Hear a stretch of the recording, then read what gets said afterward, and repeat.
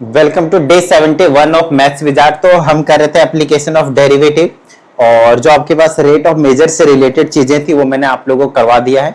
आज एक new topic start कर रहे हैं जिसका नाम है आपके पास इंक्रीजिंग और डिक्रीजिंग। ठीक है ना, इंक्रीजिंग और डिक्रीजिंग। तो इंक्रीजिंग और डिक्रीजिंग फंक्शन के बारे में हम ना थोड़ा सा जो है वो समझने वाले हैं, इंक्रीजिंग और डिक्रीजिंग फंक्शन। ठीक है, और किस तरीके से हम पता लगाएंगे कि कौन कौन सा फंक्शन जो है वो इंक्रीजिंग है और कौन कौन सा जो फंक्शन है वो आपके पास डिक्रीजिंग है ना। बेसिक बेसिक चीजें हैं, ज्यादा कुछ भी नहीं है। ठीक है, चलिए सबसे पहले इंक्रीजिंग का मतलब आप लोगों को पता होना चाहिए कि इंक्रीजिंग का मतलब क्या हो गया, बढ़ना, किसी भी चीज का क्या होना, बढ़ना।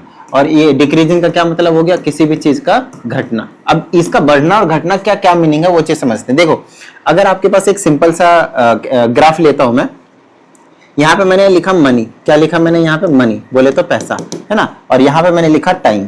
ठीक है, मैंने लिखा टाइम और मैंने ग्राफ बना दिया कुछ इस तरीके से। क्या बना दिया मैंने इसको, इस तरीके से। तो आप इस ग्राफ में साफ साफ देख पा रहे होंगे कि जैसे जैसे जैसे जैसे आपके पास टाइम इंक्रीज हो रहा है, टाइम में आगे जा रहा हूं, 1 दिन 2 दिन 3 दिन 4 दिन 5 दिन या फिर ईयरली मंथली जो समझना है वो समझ लीजिए। वैसे वैसे मैं यहाँ पे हो तो ये मनी देखो यहाँ पे आया है ना। जब मैं पहले दिन यहाँ पे था तो इसका मनी यहाँ पे है, दूसरे दिन मान लो यहाँ पे आया तो इसकी वजह से यहाँ पे आया तो मनी जो है वो यहाँ पे पहुंचा। तो जैसे जैसे टाइम बढ़ रहा है उसी अकॉर्डिंग आपके पास क्या है, मनी जो है वो भी इंक्रीमेंट हो रहा है। लेकिन इसी ग्राफ को अगर मैं इस तरीके से रिप्रेजेंटेशन दूं, इस तरीके से, तो आपको पता चलेगा कि भाई कुछ नहीं है। अगर मैं यहाँ पे हूँ टाइम पहले वाले दिन पे तो मेरा जो मनी है वो इतना है, मतलब पहले दिन में बहुत ज्यादा मनी है पहले दिन में। फिर जब जैसे मैं यहाँ पे आया, दिस इज योर मनी, ठीक है ना, मनी पैसा, और दिस इज योर टाइम। मैं यहाँ पे आया तो यहाँ से नोटिस किया अब तो मेरा पैसा इतना बचा, पहले से कम हो गया। वाइक्स ऊपर जाते तो बढ़ता है, नीचे आते तो कम होता है। ठीक है, फिर जैसे मैंने यहाँ पे आया तो देखा मेरा पैसा और भी कम हो गया, और जैसे मैं यहाँ पे आ गया इस वाले पैसा, मैंने देखा मेरा पैसा यहाँ पे आ गया, और जैसे टाइम आगे और बढ़ा देता हूँ, बिल्कुल यहाँ पे आ जाऊंगा मैं यहाँ पे, तो देखोगे यार पैसा तो मेरा बिल्कुल ही जीरो हो गया, नील हो गया, खत्म हो गया। अब इसका क्या मीनिंग है, एक ग्राफ में आप देख रहे हो टाइम के साथ जो मनी है वो इंक्रीज हो रहा है, क्या हो रहा है आपके पास, इंक्रीज हो रहा है। उसी तरीके से एक ग्राफ में आप देख रहे हो कि टाइम के साथ जो मनी है वो आपके पास डिक्रीज हो रहा है, और एक टाइम पे इसकी जो वैल्यू है वो आपके पास जीरो हो चुकी है। अब इनका क्या मतलब है, वो तो उसी चीज को हमें समझना है, थोड़ा सा डेरिवेटिव का जो कॉन्सेप्ट है उसका यूज करके। अब उसका कंसेप्ट का यूज करके हम किस तरीके से समझ सकते हैं, आइए उसी चीज को मैं आप लोगों को आज यहाँ पे इस क्लास में जो है वो सिखाने वाला हूं। ठीक है, ध्यान से समझिएगा। तो सबसे पहली चीज अगर मैं बात करता हूं ग्राफ की, तो अगर मैं ऐसा ग्राफ बनाता हूं, क्या करता हूं मैं, इस चीज को ऐसा ग्राफ बनाता हूं। ठीक है, इस तरीके का ग्राफ बनाता हूं। फिर मैंने एक जो ग्राफ बनाया वो इस तरीके का बनाया, इस तरीके का बनाया, और एक मैंने ग्राफ जो बनाया वो आपके पास इस तरीके का बनाया, और एक जो ग्राफ बनाया मैंने आप लोगों के लिए वो आपके पास इस तरीके का बनाया, इस तरीके का ग्राफ बनाया आपके पास। अब इन सभी ग्राफों में क्या डिफरेंस है, इन सभी ग्राफों में क्या डिफरेंस है वो थोड़ा सा आप लोगों को समझना पड़ेगा। ठीक है ना, चलो, और एक आधे ग्राफ और बनाता हूं। इन सब का जो मीनिंग है वो समझना बहुत ज्यादा जरूरी है। जैसे कि मैंने बताया ये वाला ग्राफ बनाया, ये वाला ग्राफ बनाया। ठीक है, फिर मैंने एक जो है वो ग्राफ इस तरीके से बनाया कि मैं आगे गया, फिर ऐसे आया, फिर मैं आगे गया, फिर मैं ऐसे आया, फिर मैं ऐसे आया, फिर मैं ऐसे आया, फिर मैं ऐसे गया, इस तरीके से। अगर आप नोटिस करेंगे ना तो ये वाला जो ग्राफ है ना वो इंक्रीजिंग है। क्या है, इंक्रीजिंग है। ये वाला जो ग्राफ है ना वो आपके पास इंक्रीजिंग है, और ये वाला जो ग्राफ है ना वो भी आपके पास ओवरऑल इंक्रीजिंग है, और ये वाला जो ग्राफ है ना वो भी आपके पास इंक्रीजिंग है। लेकिन ये वाला जो ग्राफ है वो आपके पास डिक्रीजिंग है, और ये वाला आपके पास ग्राफ जो है आपके पास डिक्रीजिंग है। ये जो है आपके पास वो देखने को मिल रहा है। तो इसमें अगर आप नोटिस करें तो ये जो इंक्रीजिंग वाले मैंने ग्राफ बनाए हुए हैं, और जैसे जिस टाइप के इंक्रीजिंग के बनाए उसी टाइप के आप डिक्रीजिंग के भी बना सकते हैं। वेरी सिंपल है ना, आपको सिंपल सी बात यहाँ पे समझ में आनी चाहिए। तो इंक्रीजिंग और डिक्रीजिंग में डिफरेंस समझना है कि डिफरेंस क्या है। ये चार तरह के इंक्रीजिंग का क्या मतलब है, इसका मीनिंग है कि यूनिफॉर्मली इंक्रीज हो रहा है, जिस रेट से टाइम बढ़ रहा है उसी रेट से आपके पास whatever in Y axis वो चीज की इंक्रीमेंट हो रही है। ठीक है, और नीचे टाइम एक्सिस मान लेते हैं सभी के लिए। अब यहाँ पे देखेंगे इंक्रीज तो हो रहा है, टाइम कम इंक्रीज हो रहा है, लेकिन y की वैल्यू वट एवर देयर, वो चीज बहुत तेजी से शार्पली इंक्रीज हो रहा है, राइट, शार्पली इंक्रीज हो रहा है। तो ये यूनिफॉर्मली इंक्रीज हो रहा है और ये नॉन यूनिफॉर्मली इंक्रीज हो रहा है। उसी तरीके से अगर आप इस वाले चीज को नोटिस करेंगे तो ना ये यूनिफॉर्मली हो रहा है ना ये नॉन यूनिफॉर्मली हो रहा है। हाँ, इसको मतलब थोड़ा सा इंक्रीज हो रहा है फिर कांस्टेंट आ रहा है फिर इंक्रीज हो रहा है, ऐसा आप कह सकते हो। और वो लिनियरली नहीं है, नॉन यूनिफॉर्मली है बेसिकली, उसको लिनियरली बोलोगे और इसको पैराबोलिकली हम बोल सकते हैं। इस वाली चीज को देखोगे तो इंक्रीज हुआ फिर कांस्टेंट रहा इतने टाइम तक, मान लो ये कोई भी टाइम इंटरवल इतने टाइम तक आपके पास कांस्टेंट रहा, फिर से इंक्रीज हुआ थोड़ा सा और फिर से इतने टाइम इंटरवल के लिए क्या रहा आपके पास, कांस्टेंट रहा, फिर से इंक्रीज हुआ और फिर से इतने टाइम इंटरवल के लिए क्या रहा, डिक्रीजिंग रहा, अब सॉरी कांस्टेंट रहा और फिर से इंक्रीजिंग। तो ओवरऑल तो इंक्रीज हुआ है ना, वैल्यू यहाँ 0 से यहाँ पे आई है तो इंक्रीज हुआ है, समझ में आ रही है बात। और अब डिक्रीजिंग वाले पे आ जाओ तो ये तो बता ही दिया, समझ में आ गया होगा। ये भी आपके पास डिक्रीजिंग है बट नॉन यूनिफॉर्मली, आप साफ साफ देख पा रहे हो, समझ में आई इतनी बात। तो इंक्रीजिंग डिक्रीजिंग को ग्राफ कई बार दे दिया जाता है, पूछ लिया जाता है कि which graph is representing uniformly increasing या फिर मतलब इंक्रीजिंग और डिक्रीजिंग वाली चीजें दे देते हैं।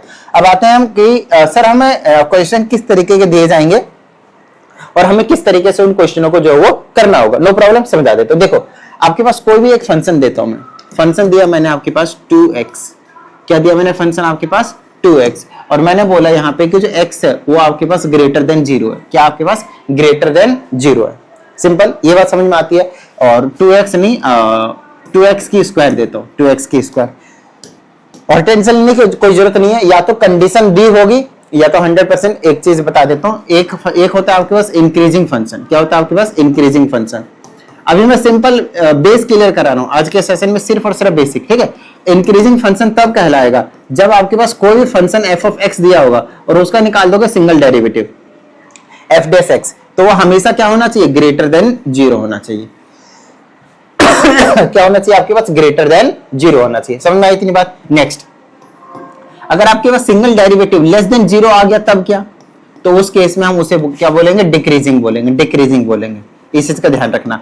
अगर सिंगल डेरिवेटिव आपके पास इंक्रीजिंग आ गया, सॉरी ग्रेटर देन 0 आ गया, ग्रेटर देन 0 का मतलब हो गया पॉजिटिव, इसका मतलब क्या हो गया आपके पास पॉजिटिव, और लेस देन 0 का क्या मतलब हो गया आपके पास नेगेटिव। तो बस इतनी सी बात आपको ध्यान रखना है। तो बहुत सारे बच्चों का ये भी आता है कि सर तब का क्या, जब आपके पास इक्वल टू 0 आ जाए। तो देखो अगर कभी आपके पास डेरिवेटिव सिंगल डेरिवेटिव 0 आया है, क्या आया आपके पास सिंगल डेरिवेटिव, अगर आपके पास किसी फंक्शन का 0 आया है मान लेते हैं, तो वो हमेशा नेदर इंक्रीजिंग नॉर डिक्रीजिंग का ग्राफ होगा, मतलब कंडीशन होगी, उसे हम कांस्टेंट बोलेंगे, फिक्स्ड बोलेंगे, वो आपके पास चेंज नहीं हो रहा है। अब एग्जांपल देखो, डेरिवेटिव 0 किसका आता है, आप मुझे बताओ, डेरिवेटिव 0 किसका आता है, एक कांस्टेंट वैल्यू का। और क्या कांस्टेंट वैल्यू इंक्रीज या डिक्रीज होगी, जैसे 7 है तो 7 ना इंक्रीज होगी ना ही आपके पास डिक्रीज होगी, और 7 का डेरिवेटिव इसीलिए 0 होगा। तो अगर सिंगल डेरिवेटिव 0 आ गया it means that is constant, उसकी वैल्यू चेंज होगी ही नहीं। समझ में आई इतनी बात, क्लियर है, डन है। चलिए, लेकिन अगर मैंने 7x ले लिया था फंक्शन 7x,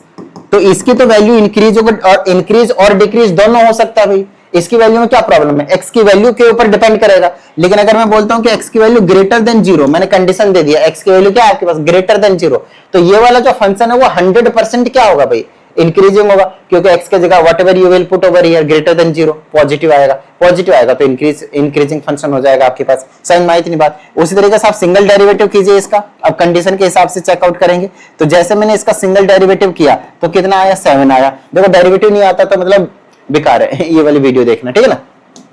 कितना आया मेरे पास, 7 आया। तो क्या ये चीज वो ग्रेटर देन 0 है, क्योंकि ये ग्रेटर देन 0 है इसीलिए क्या है आपके पास इंक्रीजिंग फंक्शन है। f of x is equal to 7x, but condition is also given there, remember it, ठीक है ना, कंडीशन इज गिवन देयर, ये जरूर गिवन होगा, वरना हम बता ही नहीं सकते कि इंक्रीजिंग या डिक्रीजिंग होगा, चाहे पॉजिटिव आया या नेगेटिव आया, वो इंटरवल आपको हमेशा गिवन होगा, टेंशन मत लीजिए, ठीक है ना। और नहीं गिवन होंगे तो अपने आप वो 100% आ रहा होगा। जैसे मैं भी एक एग्जांपल लेता हूं, आपको समझाता हूं, ठीक है।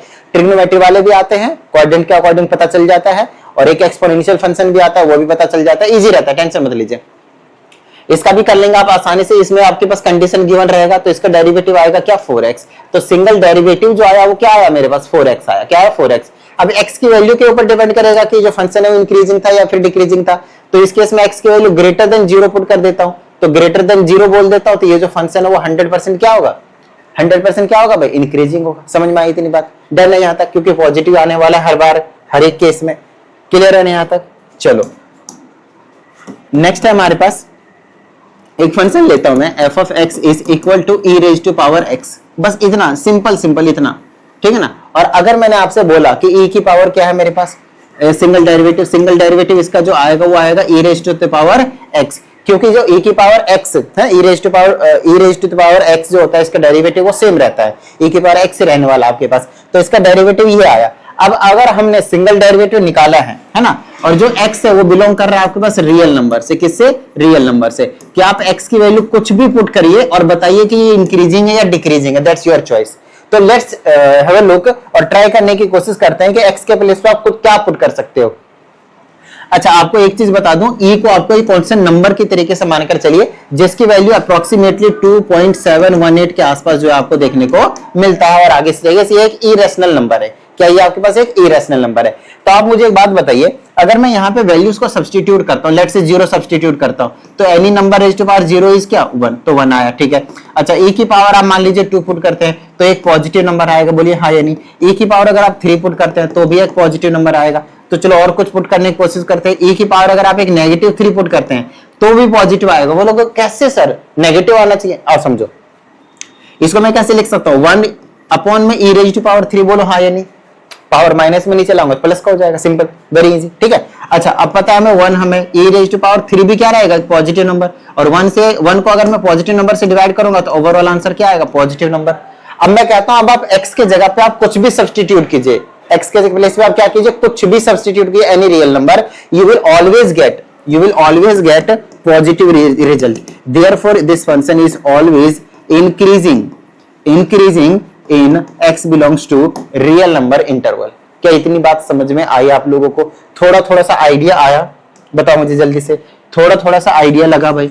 उसी तरीके से आपके पास एक जो फंक्शन है वो इस तरीके से भी दिया जा सकता है, जैसे मैंने ले लिया sin x और आपसे एक क्वेश्चन पूछा गया, पहला चीज 0 to π/2 बताओ, ठीक है ना, और सेकंड चीज π/2 to आपके पास पाई बताओ, फिर आपके पास थर्ड थिंग, फिर यहाँ पे आपके पास बता दो पाई से लेकर 3 π/2 तक बताओ, फिर आपके पास फोर्थ क्वेश्चन में 3 π/2 से लेकर आपके पास 2 पाई तक आपको बताना है। ये 4 इंटरवल है, इन चारों इंटरवल में आपको इंक्रीजिंग और डिक्रीजिंग का जो कंडीशन है वो आपको लगाना है और बताना है कि किस में इंक्रीजिंग और किस में डिक्रीजिंग आएगा। तो सबसे पहले तो आप सिंगल डेरिवेटिव लीजिए। सिंगल डेरिवेटिव में sin x का डेरिवेटिव क्या होता है आपके पास, cos x होता है। क्या इतनी बात समझ में आई? अब हमें सिंगल डेरिवेटिव को देखना है कि वो पॉजिटिव आ रहा है या फिर नेगेटिव आ रहा है, इट मींस ग्रेटर देन 0 आ रहा है या फिर लेस देन 0 आ रहा है। क्या इतनी बात समझ में आई? ठीक है, अब ध्यान से समझिएगा। 0 to π/2 का मतलब होता है फर्स्ट क्वाड्रेंट। क्या होता है ये? First quadrant. इसका मतलब सेकंड क्वाड्रेंट, इसका मतलब थर्ड क्वाड्रेंट, और इसका मतलब आपके पास फोर्थ क्वाड्रेंट है। तो फर्स्ट क्वाड्रेंट में हम cos के एंगल में कुछ भी वैल्यू पुट करेंगे एंगल में तो आपके पास हमेशा क्या आएगा, पॉजिटिव आएगा। तो इस वाले इंटरवल में पॉजिटिव आया। सेकंड में हमें पहले से पता है आफ्टर स्कूल टू कॉलेज, याद कीजिए after school to college all positive, sine and cosec positive, tan and cot positive, cos and sec positive. तो इसमें पॉजिटिव रहने वाला है और इसमें नेगेटिव। तो सेकंड वाले में नेगेटिव आएगा वैल्यू, आप कुछ भी एंगल पुट करोगे सेकंड और थर्ड बेसिकली, और फोर्थ में आ जाएगा पॉजिटिव। तो इसमें और इसमें आपके पास इंक्रीजिंग होने वाला है और इन दोनों में आपके पास डिक्रीजिंग होने वाला है। बताओ भाई, किसी भी तरह की कोई भी प्रॉब्लम? ये जो छोटी छोटी चीजें अभी मैंने आप लोगों को समझाया ना, इस पे थोड़ा सा जोर दीजिए और क्वेश्चंस की प्रैक्टिस हम अगले सेशन में करेंगे। इसी कंसेप्ट्स के बेस्ड पे मैं आप लोगों को इंटरवल्स भी निकालना सिखाऊंगा, तो टेंशन मत लीजिए कि किस इंटरवल में इंक्रीजिंग और डिक्रीजिंग होता है। अभी तो जस्ट मैंने आप लोगों को सिर्फ और सिर्फ क्या दिया हुआ है, इंट्रोडक्शन दिया हुआ है। क्लियर है यहाँ तक? अगर किसी भी स्टूडेंट को कुछ डाउट आता है तो आप इस नंबर पे कनेक्ट हो जाइएगा, और अगर किसी भी स्टूडेंट को पर्सनल ऑनलाइन क्लास की रिक्वायरमेंट हो तो भी आप व्हाट्सएप के थ्रू जुड़ जाइएगा। इसी नंबर पे आपको सारी डिटेल प्रोवाइड कर दी जाएगी। दूसरी चीज, टेलीग्राम ग्रुप को ज्वाइन कर लीजिए, ये जो पीडीएफ है उसे मैं वहीं पे डेली शेयर कर देता हूं। चलिए मिलते हैं कल के सेशन में, प्रैक्टिस करते रहिएगा। जय हिंद।